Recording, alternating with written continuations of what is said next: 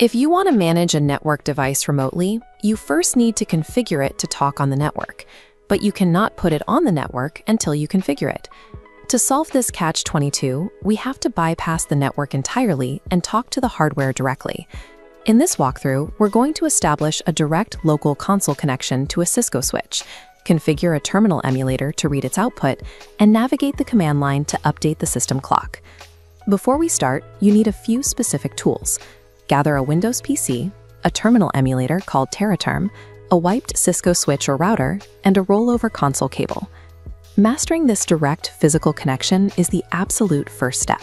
Every piece of advanced administration and troubleshooting you do in the future relies on knowing how to get into the hardware when the network is down. Step 1 is the physical link. Take the RJ45 end of your rollover cable and plug it into the designated console port on the switch. Then, plug the other end into a serial or USB port on your computer. If you are using a modern computer without a serial port, you will use a USB to serial adapter. Be aware that you must install the specific driver provided by the adapter's manufacturer. Without that driver, your computer will not recognize the cable and communication will fail. To find exactly where your computer placed that connection, open Windows Device Manager. Look closely at the port section. When we expand the COM and LPT tree, you'll see a dynamically assigned COM port number next to your connection. Note that number. Next, open Tera Term. In the New Connection dialog, select the Serial Radio button and choose the exact COM port we just found in the Device Manager. Now we need to align the software with the hardware. Here in Tera Term's Serial Port Setup window, verify your connection parameters. For a Cisco device, these are strictly set. You require a speed of 9600 baud, 8 data bits, with no parity, and 1 stop bit. Once you click OK, a blank terminal window will open. Just hit your Enter key. If your settings are correct, the initial device prompt will appear on screen. By perfectly aligning those digital emulation parameters with the physical port, you have bypassed the need for network protocols. You are now speaking directly to the raw hardware. When you boot up a completely wiped device, it will offer an initial configuration dialog. To access the standard command line and configure the settings manually, type N and press Enter. You are now in what is called User EXEC mode. You can tell you are in this mode by looking at the prompt. It shows the word switch, followed by a greater than symbol. User EXEC mode is highly restricted. It is a safe, read-only state designed entirely for checking basic device status. You cannot alter any configurations from here, which means you cannot accidentally break the system. Let's use this read-only access to interrogate the switch. Type Show Version and hit Enter. The device will return a large block of system text. Scan down the output until you find the line detailing the Cisco IOS software. This specifies the exact operating system release currently running on the switch.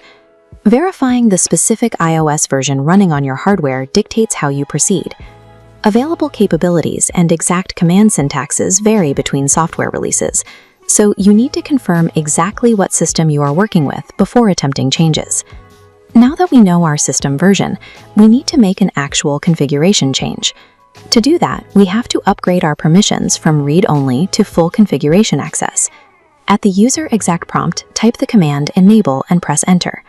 Look closely at how the prompt changes. The greater than symbol has been replaced by a hash symbol. This visual shift confirms you have successfully escalated your privileges into privileged EXE mode. We're going to update the system clock. First, let's establish a baseline by typing Show Clock to see the currently configured time.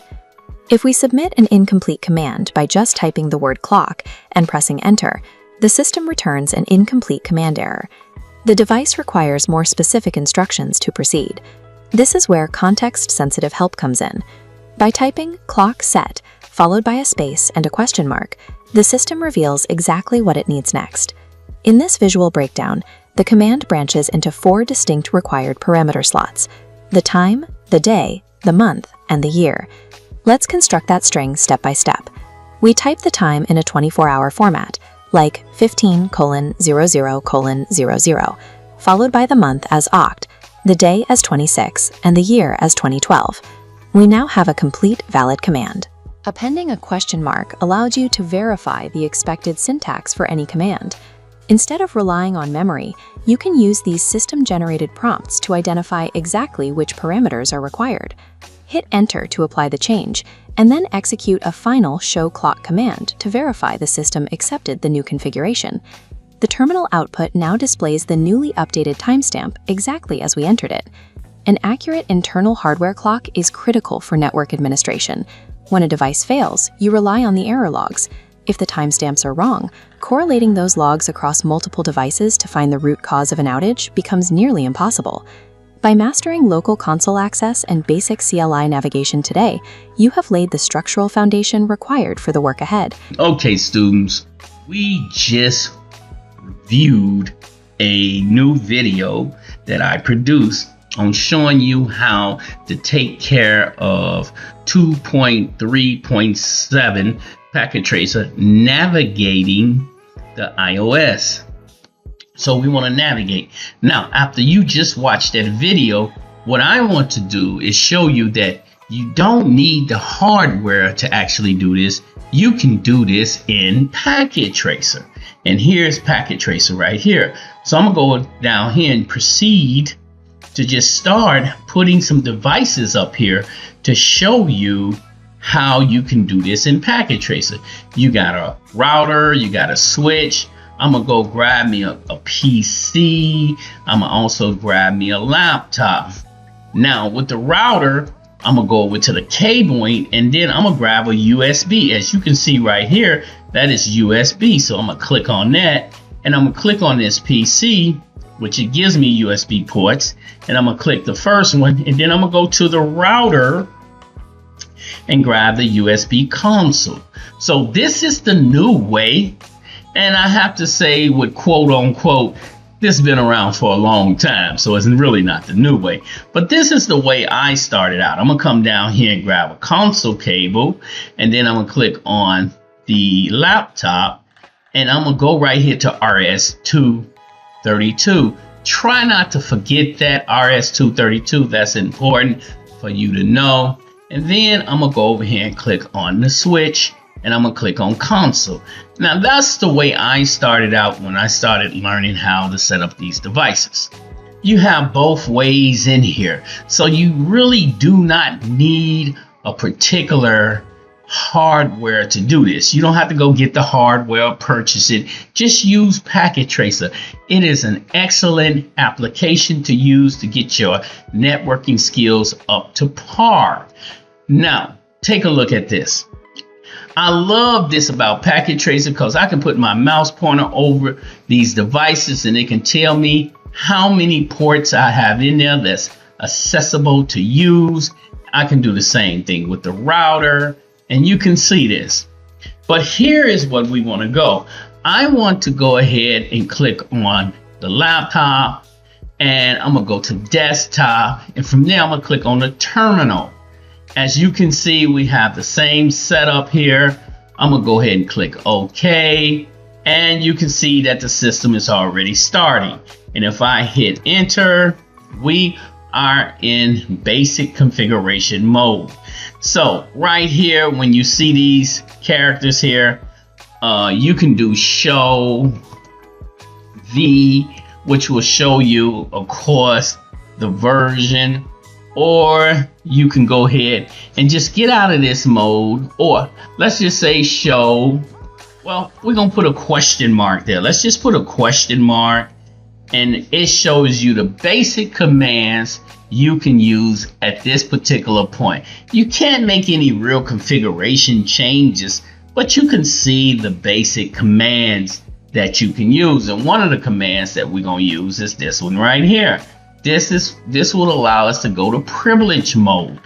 So if I type in EN, shorten that particular command, it puts me in privilege mode, because now you can see the hashtag. And I could go ahead and put a question mark here, which you see that I have a lot more commands here. As you can see, these are the true configuration commands of a switch or a router, and you can see them right here. And one of them that we're going to use is the clock. So I can just simply go ahead and start messing around with the clock right now and changing it. You watched the video, so I'm not going to do too much on it, but I can just type in the word clock right here and then put the question mark on the end, and it'll tell me to set my clock. I have to do set the time, and set the date. Now that's setting the clock. One of the first things you always want to do is make sure your clock is up to date for this particular system.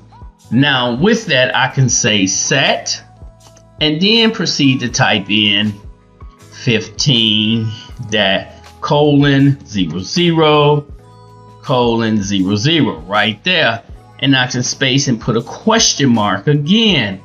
And when I put that question mark in, it's telling me now that I can put the date in, date of month, etc., etc. So you can go ahead and do all that. I'm just going to put a phony date in there just to show you that you can change it. So I'm going to go 31, just like they did in the video, JAN for January 2035 right there. And then I'm going to go ahead and hit enter. Now I just set that. Now, of course, when you set it, you want to check the clock to make sure that you set it right.